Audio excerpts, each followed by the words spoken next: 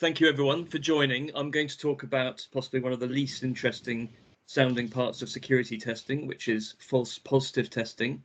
We're going to take a look at least one way of approaching this issue, and we'll talk a little bit about why it's necessary. And it works. Brilliant. Okay. Very briefly, the kind of product and service that SE Labs tests includes things like endpoint protection, endpoint detection, firewalls, intrusion protection systems, cloud services like email and web gateway, and all of these things all have in common a requirement to test for some kind of legitimate handling. So a false positive is actually a result that you get. You need to test good stuff with bad stuff to make sure that the security products are working properly.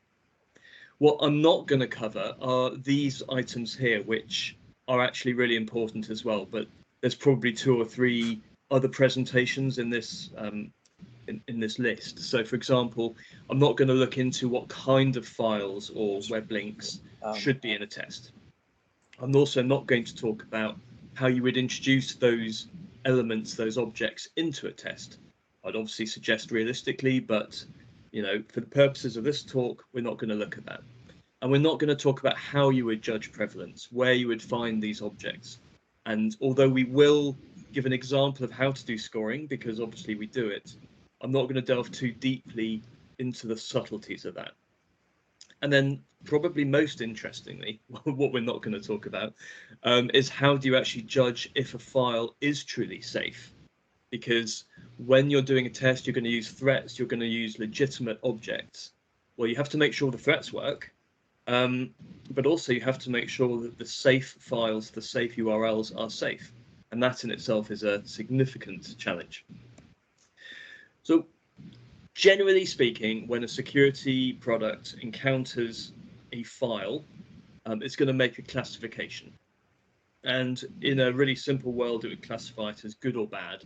But that's surprisingly unusual. You do see a lot of classifications of malware, but when it gets to the legitimate items, there's a lot more of a gray area.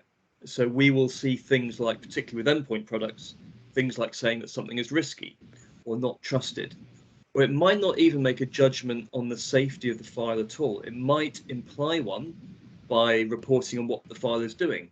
So for example, if you run calculator, you might get a message coming up saying calculators attempting to access the internet, which we all know would be a pretty suspicious thing, certainly in the old days when calculators weren't cloud-based. There might be some today.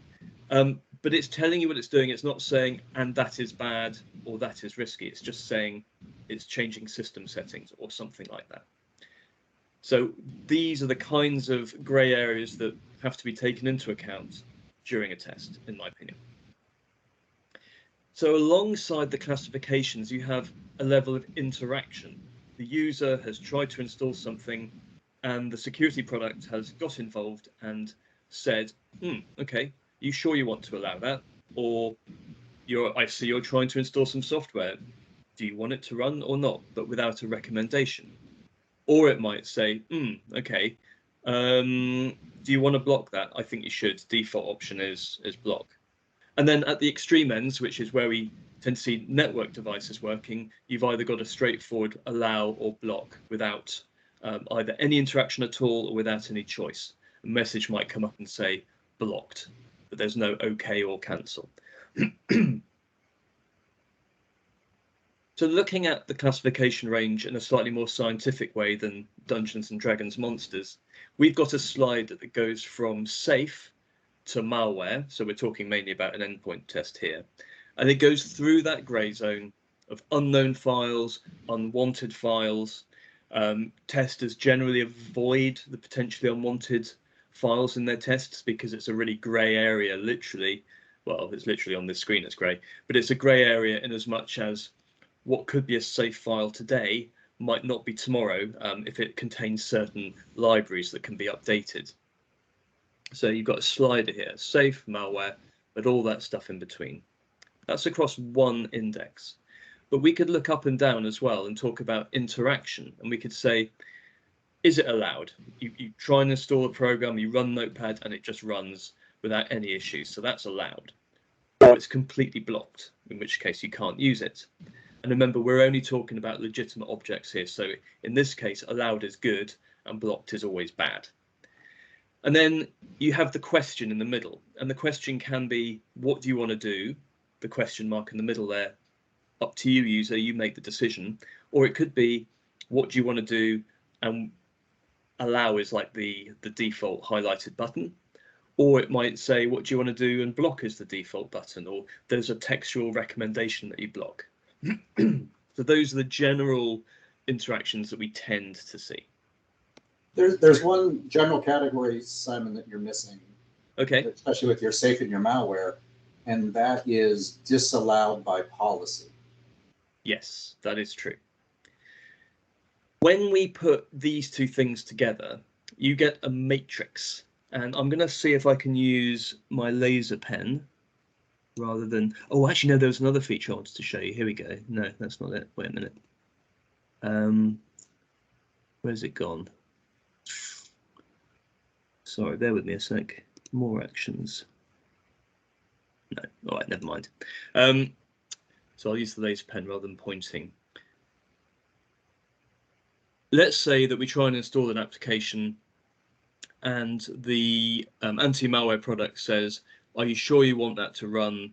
And default is allow. If you remember on that previous image, that would be here. And then maybe the classification is a little bit suspicious. So you end up with this position on the matrix. You might have it say this is malware and it blocks it, and then you would end up down here. Or you might have it say this is safe and it's allowed. And it might not even say it's allowed. I'm not seeing your laser pointer. Yeah. Maybe the cat in your office sees it, but we don't. Okay, I can see it. Oh, really? It's working fine. I'm zooming around the screen, making it all. It's got things floating around the screen. Yeah, I can see it too. Yeah, maybe it's a difference between the browser and the app. How about this? Ooh, that works too. so down here you've got yeah, but now it's black. down here, are you serious? You can't see anything now? Yeah, no, I'm serious. You have a black background. Oh dear. Okay, so I think there's some technical issues here, but It works essentially for me. what you're not seeing, Mark, which is to your benefit, is me stood in front of a whiteboard. I'll bring it back. No, I see you, so I didn't get that benefit. Okay. Right, this is going on YouTube, guys. Come on. Right. So anyway, the point is, you can pinpoint on this this graphic, if you like, a result of some sort. Now that can overlay a scoring system. Now in this case, down the left-hand side, you can see the different classifications that are generally found with these kinds of products. And across the right of those questions or the allows and the blocks that I mentioned before. So ideally what will happen, if I can get this to work, there we go, is one of these three things. So the object is classified as safe, or it's not classified at all, but it's allowed to run, in which case the maximum results are, maximum scores are given, whereas, oh goodness, okay, here we go. The mouse was working before. Whereas over here, although the object is considered safe for whatever reason, and it could be a policy thing, Mark, the result is blocked, or there's a default block. So unless it is a policy that's being applied, if this is a default setting, if this is a consumer product, for example, we would say that's not a good result, and so it scores lower. Now, what can also happen is down here, you've got the product is saying, well, this is suspicious or it's unwanted, but it's allowing it. And again, that's not a very desirable response from an anti-malware product. And particularly if we focus on consumers, I would want an unwanted product not to run. So the fact it's running is not cool. And there's FYI, Norton does have policies that are clearly articulated when something violates them. Okay, excellent. Well, this is not to do with policies, this presentation. Yeah, no, this one. Now, At the bottom, we can have some pretty weird situations. And in some of these situations, they probably shouldn't happen, and it would probably be a bug. So if, for example, an anti-malware product said, right, this is malicious, and just let it run, unless it was just some kind of monitoring product rather than providing some kind of protection, that would appear to be a bug rather than just a very bad result, and that would be worth reporting to the vendor. But if it says it's malicious and then it blocks it, that's actually the worst result, because remember, we're only talking about legitimate applications here. This isn't a score chart for malware. This is a score chart for legitimate. So if you try and run Word, Microsoft Word, and the anti-malware product says this is malicious and blocks it, then the user's panicked, they can't get done what they need to do, worst case scenario. Now, one of the important things that all testers have to take into account is to actually verify the findings, because just because a product says that something's blocked doesn't mean it is, and just because it claims it's allowed doesn't mean it is either. And I'm reminded of an anecdote. Some years ago, one of the very popular new next-gen applications came out, and I was running it on my laptop. So this is not in a test. This is something that happened in real life, and I had to scan a file using a Canon scanner. So I ran the application. The security product made no complaint. Everything seemed to run fine. And I thought to myself, I can see the interface. I've got buttons I can press. In a test, this would probably pass an FP test. But when I pressed the scan button, nothing happened. And then an error message came up. It was just an OK button with some unspecified string of digits. And it was completely broken. And subsequently, I discovered that what had happened is this product had stripped a DLL off the system, which was necessary for the application to run. So just by seeing an application install, or by being able to run it if it's pre-installed, doesn't mean that it's not been messed with by the security product. Now we'll come to talking about prevalence now of the objects, because that gives a third dimension to this. We've got our questions, our interactions across the top, and we've got the classifications down the side.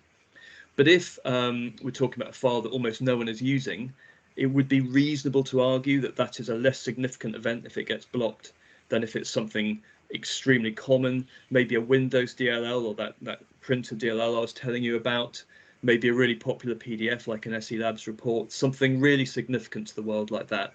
That would be catastrophic if it was blocked. But if it's some legacy application that almost nobody uses anymore, then that's less significant, less prevalent, less of a problem. Just a quick point though, if testers do use legacy applications, I would contend that they should make sure that they actually run on the platform they're being tested upon. Because if I run some kind of Internet Explorer, sorry, I'm just laughing at Neil's comment that just popped up. Thank you, Neil. If I run some random Internet Explorer related app which doesn't work anymore because it's for some old version of Internet Explorer, then, you know, can we really blame the security applications for that not working? So I'll just go through how we do the scoring using that grid system, and hopefully that will kind of really push in sort of how we're approaching this problem. So we take the score from that grid that I showed you, and then we just simply multiply it by the prevalence to find a rating. So if you remember, our prevalences here, we've got weightings of 10, 8, 4, and 1 down the side there. So let's take a really prevalent file, maybe a Windows system file, maybe something like Notepad+ or whatever. The product in this case allowed the installation, and as far as we can tell, it's fully functional as well. Added to that, it didn't say anything to the user. It didn't bring up anything, didn't say it's safe, but it didn't say it was bad either. Nothing happened. So there's 0 user interaction. That's that 2 that we saw in the green section up at the top. And because the file is highly prevalent, there's that 10 that we saw in the previous table. So making a maximum possible rating of 20. But if we take that same file and the product says, oh, this is risky, do you want to allow or deny it, but then doesn't give a recommendation, that would give us a minus 1.5 on the scale. So let's just pop back to that. So we're saying risky, allow or deny. So I was with my little pointer. Risky probably falls under suspicious, and allow or deny with no recommendation. Oh no, actually risky I think counts as malicious in this case. So we're looking down here. Oh, I didn't know if you pressed the button, it did that, sorry. We're looking at this cell here, minus 1.5.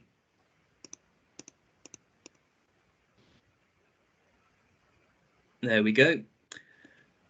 And because, as I said, it's highly prevalent, we've still got the 10. So it's a minus 15, which is a really bad situation to have because it's blocking a popular legitimate file. But then if we take quite a rare file and get that same risky allow or deny interaction and classification, it's only minus 1.5 because this is a much less significant file. So the impact to that user is quite low, but also to users in general, and we are having to talk in generalities, is low as well. Now, this is a concept that we came up with quite some years ago called the non-optimal classification and action. And the idea is that you block malware, but everything else should be allowed to some extent. And if it's not optimal. So we're calling this concept the knocker. And we're saying that a knocker is a result that does not fully allow a truly legitimate application or web browsing link or whatever to fully function, to fully operate. And we're saying that false positives are a subset of knockers. So the false positive is that bit down at the bottom left in red, where it's saying it's malicious.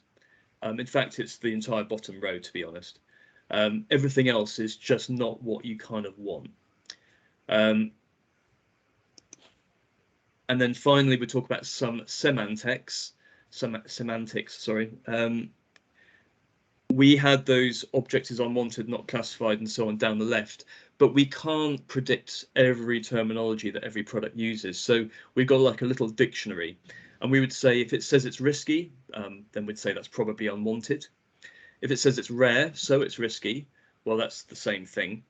But if it just says it's rare, it's not actually classifying the thing. It's talking about prevalence, but it's not giving a risk classification. And that's what we're caring about when we're working on this scoring. If it's not trusted, that could be suspicious. If you don't trust something, then you would say it's suspicious. But if it's harmful, or if it's a malware detection string, like this generic one here, we're saying that's malicious. And finally, if it says Notepad is connecting to the internet or calculator is making system changes, no matter how worried we might be as experts that that's happening, the security product isn't making a classification. We need it to make a judgment. So we would say object is not classified in that case. And that, ladies and gentlemen, brings us to the end.